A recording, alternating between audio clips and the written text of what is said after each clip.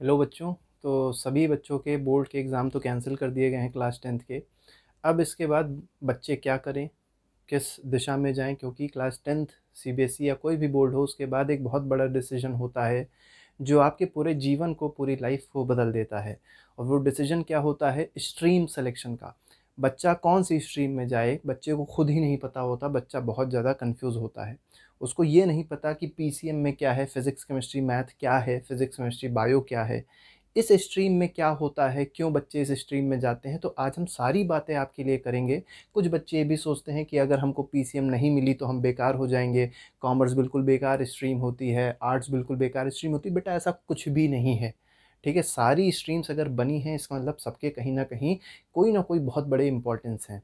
तो हम लोग आज सारी बातें करेंगे, आपको ए टू जेड बताएंगे कि कौन कौन से स्ट्रीम में कौन कौन सी चीज़ें आपको पढ़नी होंगी, कौन कौन से सब्जेक्ट्स पढ़ने होंगे, और वो सब्जेक्ट्स और आज के जो क्लास टेंथ के सब्जेक्ट्स है उसमें क्या डिफरेंस होता है। क्योंकि बच्चे अक्सर ये समझते हैं कि अगर उनकी क्लास टेंथ में मैथमेटिक्स वीक थी तो क्लास 11 12 में भी जाके वो मैथमेटिक्स में कुछ नहीं कर पाएंगे। ऐसा बेटा कुछ भी नहीं है, बिल्कुल अलग है। 9 10 की मैथमेटिक्स और 11 12 की मैथमेटिक्स और आगे जो भी हायर स्टडीज़ में आप मैथमेटिक्स पढ़ेंगे बिल्कुल डिफरेंट है, कोई भी सिमिलरिटी नहीं है।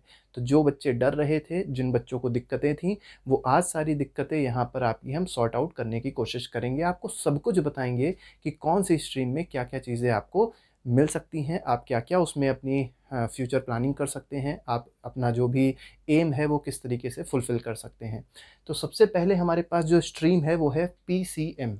पीसीएम का मतलब होता है फिज़िक्स केमिस्ट्री और मैथमेटिक्स। तो सीबीएसई बोर्ड फिज़िक्स केमिस्ट्री और मैथमेटिक्स के साथ दो ऑप्शनल सब्जेक्ट्स, मतलब दो कंपलसरी सब्जेक्ट्स अलाउ करता है, जिसमें हिंदी आप ऑप्शनल में है, हिंदी आप ले सकते हैं, या कोई और अगर आपके स्कूल में ऑप्शनल सब्जेक्ट होगा वो भी आप ले सकते हैं। इंग्लिश कंपलसरी सब्जेक्ट होता है, इंग्लिश ऑप्शनल सब्जेक्ट नहीं है। तो पीसीएम मतलब फिज़िक्स केमिस्ट्री और मैथ्स है। अब बात करते हैं पीसीएम लेके बच्चा किस फील्ड में जा सकता है। तो बच्चे सोचते हैं कि पीसीएम लेके वो सीधे सीधे इंजीनियर बन जाएंगे। बेटा ऐसा कुछ नहीं है। अगर पीसीएम लेके सब बच्चे इंजीनियर ही बन जाते तो हमारे देश में आज बहुत सारे इंजीनियर्स पैदा हो रहे होते, और वैसे भी हो भी रहे हैं। इसका मतलब ये है कि कहीं ना कहीं बच्चे के अंदर एक मेंटालिटी बन चुकी है, एक माइंडसेट हो गया है कि बच्चे ने अगर पीसीएम ले लिया तो वो सिर्फ एक फील्ड में जा सकता है जो है इंजीनियरिंग। तो बेटा ऐसा नहीं है, इंजीनियरिंग फील्ड तो है ही है। अब देखिए इंजीनियरिंग क्या है। इंजीनियरिंग सिर्फ एक इंजीनियरिंग क्या है? इंजीनियरिंग सिर्फ एक डिग्री है। जैसे ग्रेजुएशन होता है, बीए बीएससी होता है, उसी तरीके से बीटेक होता है, बीई होता है। ठीक है, तो ये सिर्फ एक आपके पास डिग्री है, आपको एक ग्रेजुएशन की डिग्री मिलेगी। ये कहीं ये नहीं कहती है कि आपको एक नौकरी मिलेगी, आपको एक जॉब मिलेगी। पहली बात तो ये। अब इंजीनियरिंग भी जो होती है बहुत सारे फील्ड्स होती हैं, मैकेनिकल होती है, इलेक्ट्रिकल होती है, सिविल होती है, कंप्यूटर साइंस होती है, बहुत सारी फील्ड्स होती है। तो बच्चों को थोड़ा सा ये चीज़ सोच लेनी चाहिए अभी से कि वो किस फील्ड में जाना चाह रहा है।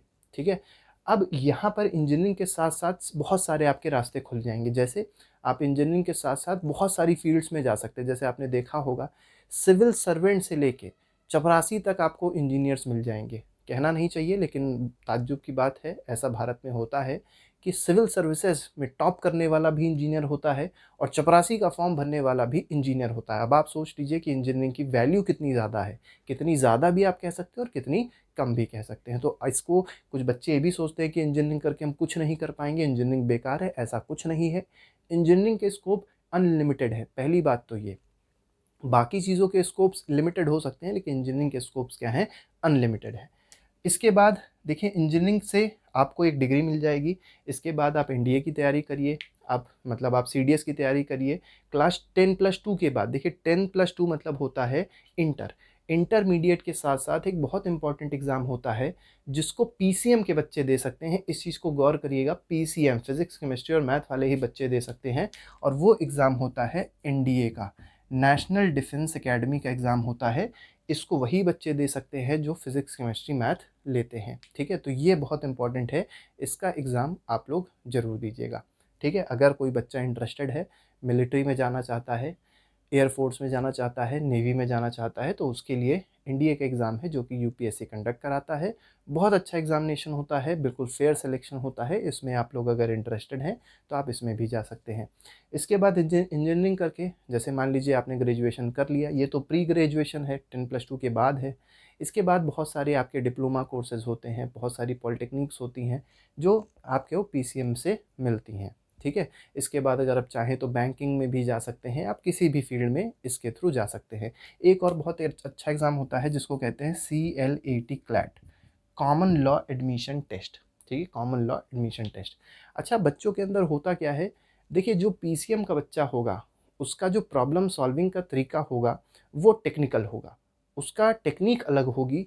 जो आर्ट का बच्चा होगा, पीसीबी बायो का बच्चा होगा, कॉमर्स का बच्चा होगा, उसकी प्रॉब्लम सॉल्विंग टेक्निक अलग होती है। सिर्फ यही एक डिफरेंस है सारी साइड्स में, मतलब सारी स्ट्रीम्स में, ठीक है। तो कॉमन लॉ एडमिशन टेस्ट, जो बच्चे वकील बनना चाहते हैं, जो बच्चे लॉयर्स बनना चाहते हैं, अच्छे पीसीएसजे का एक एग्ज़ाम होता है स्टेट लेवल पे, तो उनके लिए क्लैट का एग्ज़ाम भी अच्छा है। क्लैट करके वो बीए एलएलबी कर सकते हैं, बहुत अच्छे अच्छे कॉलेजेस हैं भारत में, और वहाँ से फिर आप अपनी तैयारी को आगे बढ़ा सकते हैं। ये तो कुछ स्कोप्स हुए किसके, पीसीएम के। इसके बाद स्कोप आते हैं पीसीबी पे। पीसीबी आपको पता है, फिज़िक्स केमिस्ट्री बायोलॉजी। अब देखिए हमने खुद पीसीएम लिया था, पीसीएम प्लस पीएड लिया था। इसके बाद हमको इसी में ज़्यादा पता है क्या हो सकता है, लेकिन पीसीबी के बारे में भी हम आपको थोड़ी सी नॉलेज देते हैं। पीसीबी में क्या है, पीसीबी का मतलब है फिज़िक्स केमिस्ट्री और बायोलॉजी। अच्छा, बच्चे एक कन्फ्यूजन में रहते हैं, बच्चे सोचते हैं कि आर्ट्स का मतलब सिविल सर्विसेज। आर्ट्स का मतलब क्या समझते हैं बच्चे, सिविल सर्विसेज, मतलब अगर सिविल सर्विसेज में जाना है तो आर्ट्स लेनी है, बीए करना है। ऐसा बिल्कुल भी नहीं है। क्यों नहीं है, क्योंकि देखिए आजकल जो पैटर्न है सिविल सर्विसेज का, वो भी कहीं ना कहीं पीसीएम या टेक्निकल फील्ड से ही रिलेटेड है, ठीक है। तो इसीलिए कोई भी बच्चा इस आर्ट्स इसलिए ना ले क्योंकि उसको सिविल सर्विसेज में जाना है। ये तो बिल्कुल ही गलत चॉइस होती है बच्चों की, क्योंकि यहाँ के बच्चे आजकल सिलेक्शन ज़्यादा देते हैं और यहाँ के बच्चे सिलेक्शन कम देते हैं। ये फैक्ट है, आप लोग इसको जाके चेक भी कर सकते हैं, ठीक है। तो आर्ट्स सिर्फ इसलिए ना लें कि हमको सिविल सर्वेंट बनना है, ठीक है। हर बच्चे का माइंड टेक्निकल नहीं होता, हर बच्चे का माइंड जो है वो मैथमेटिकल स्किल्स के रूप में नहीं बना होता है। कुछ लोग ऐसे होते हैं जिनको आर्ट की समझ ज़्यादा होती है। आर्ट मतलब चित्र नहीं होता है, आर्ट मतलब जैसे हिस्टोरिकल चीज़ें हैं, ठीक है। ये सब चीज़ें इन लोगों को ज़्यादा अच्छे से समझ में आती है, लिटरेचर पोर्शन है वो सब ज़्यादा अच्छे से समझ में आता है, तो उनके लिए आर्ट्स ज़्यादा अच्छा रहता है। आप लोग कोई भी स्ट्रीम सेलेक्ट करने से पहले ये ज़रूर सेलेक्ट कर लें कि आपको अच्छा क्या लगता है, आपकी चॉइस क्या है, ठीक है, आप किस फील्ड में जाना चाहते हैं। जैसे अगर पीसीबी की बात करी जाए, पीसीबी के लिए एक बहुत इम्पॉर्टेंट एग्ज़ाम है जिसको कहते हैं NEET, NEET, NEET. NEET CBSE conduct कराता है, एनटीए लेता है, ठीक है। अब देखिए नीट में है क्या, ये मेनली मेडिकल के लिए होता है। जैसे पहले सीपीएमटी होता था, एआईपीएमटी होता था, अब नीट होता है, ठीक है। ये मेडिकल का एंट्रेंस होता है। आपको बहुत सारे ऐसे कॉलेजेस इंडिया में मिलेंगे जो गवर्नमेंट कॉलेजेस हैं, और गवर्नमेंट कॉलेजेस में अगर एडमिशन हो जाता है नीट के थ्रू, तो मतलब समझ लीजिए आप एक बहुत अच्छे डॉक्टर बन सकते हैं, और आप कुछ भी बहुत अच्छा किसी के लिए भी कर सकते हैं। आप किसी भी फील्ड में रह के, याद रखिएगा, आप किसी भी फील्ड में रह के लोगों के लिए अच्छा कर सकते हैं। क्योंकि बच्चे सोचते हैं कि मैं डॉक्टर बन जाऊंगा, डॉक्टर बन के ही लोगों की सेवा करूंगा, ऐसा नहीं है। आप किसी भी सेवा में जाके, किसी भी फील्ड में जाके आप लोगों की हर तरीके से मदद कर सकते हैं, हर तरीके से सेवाएं कर सकते हैं, ठीक है। तो पीसीबी का मतलब ये है कि आपके पास एक बहुत अच्छी फील्ड आ गई, कौन सी, डॉक्टरी फील्ड आ गई, मतलब आप एक बहुत अच्छे डॉक्टर बन सकते हैं। क्योंकि देख रहे हैं आज भी आप लोग कि कितनी ज़्यादा कमी है डॉक्टर की। बहुत बहुत डॉक्टरी भी बहुत ज़्यादा महंगी होती है, मतलब अगर आप प्राइवेट कॉलेजेस से करते हैं तो करोड़ों रुपए खर्चे हो जाते हैं डॉक्टर बनने में। लेकिन अगर आप गवर्नमेंट कॉलेज से डॉक्टरी करते हैं तो बहुत हज़ार लाखों रुपए, मतलब 1-2 लाख 4 लाख रुपए में आपकी पूरी डॉक्टरी ख़त्म हो जाती है। आप बहुत ज़्यादा लोगों की मदद कर सकते हैं, बहुत कुछ कर सकते हैं, आप भगवान की तरह लोगों के लिए हो सकते हैं, ये भी आप याद रखिएगा डॉक्टर बन के। डॉक्टरी के अलावा एक और बहुत इम्पॉर्टेंट इसी के साथ फार्मास्यूटिकल्स, ठीक है। फार्मा एक बहुत इम्पॉर्टेंट फील्ड है जिसमें बच्चे आजकल बहुत ज़्यादा पसंद कर रहे हैं जाना, और इसलिए पसंद कर रहे हैं क्योंकि फार्मास्यूटिकल कहीं ना कहीं एक इम्पॉर्टेंट चीज़ है, एक बहुत इम्पॉर्टेंट पार्ट है किसका, डॉक्टरी का। देखिए डॉक्टरी करने के बाद जो डॉक्टर बन गया वो क्या करता है, दवा प्रिस्क्राइब करता है, और दवा प्रिस्क्राइब जब करेगा तो किसके पास जाएगा, फार्मालॉजिस्ट जो फार्मासिस्ट होते हैं उन्हीं के पास ही तो जाएगा। तो फार्मा जो बच्चे थोड़े से कमज़ोर होते हैं या जो बच्चे कहीं ना कहीं इंटरेस्टेड होते हैं मेडिसिन पढ़ने के लिए, वो फार्मासिस्ट लाइन में भी जा सकते हैं। मतलब आपके पास ये दो लाइंस तो खुली हुई हैं। सिविल सर्विसेज की बात अगर करी जाए तो डॉक्टर रोमन सैनी एक बहुत बड़े टॉपर हैं, सिविल सर्वेंट हैं, ठीक है, एम्स के भी टॉपर थे और उसके बाद उन्होंने सिविल भी टॉप किया था, सिविल भी क्रैक किया था, सिविल सर्विस को भी। तो ये मत सोचिए कि सिर्फ पीसीएम वाला ही आईएएस या पीसीएस बन सकता है, सिविल सर्विस कर सकता है, पीसीबी वाले भी कर सकते हैं, ठीक है। तो पीसीबी का और पीसीएम का हमने आपको स्कोप बताया। पीसीबी के स्कोप्स थोड़े से कम हैं पीसीएम के रिस्पेक्ट में। यहाँ पर जो भी आपकी मैथमेटिकल चीज़ें होती हैं वो आपको नहीं मिलेंगी। जैसे अगर आप देखेंगे इंजीनियरिंग फील्ड आपकी बंद हो जाएगी, इंजीनियरिंग आप इससे नहीं कर सकते। हालांकि अब थोड़ी बहुत एजुकेशन पॉलिसीज़ बदल रही हैं जिसमें ये हो रहा है कि कोई भी अब इंजीनियरिंग कर सकता है, ठीक है, लेकिन अभी उसके हिसाब से हम लोग नहीं चलेंगे। अभी जो हमारा पुराना ट्रेंड चल रहा है उसी हिसाब से हम लोग चीज़ों को समझेंगे, ठीक है। इसके बाद देखिए पीसीबी के बाद आता है हमारा कॉमर्स। कॉमर्स देखिए, कॉमर्स नाम से पता चल रहा है, कॉमर्स मतलब कहीं ना कहीं बैंकिंग से जुड़ी हुई चीज़ें हैं। यहाँ पे जो आपको सब्जेक्ट पढ़ने होते हैं वो आपको पढ़ना होगा बिजनेस स्टडीज़, ठीक है, बिजनेस स्टडीज़ पढ़नी होगी, ठीक है, जिसको शॉर्ट फॉर्म में बीएसटी भी कहते हैं।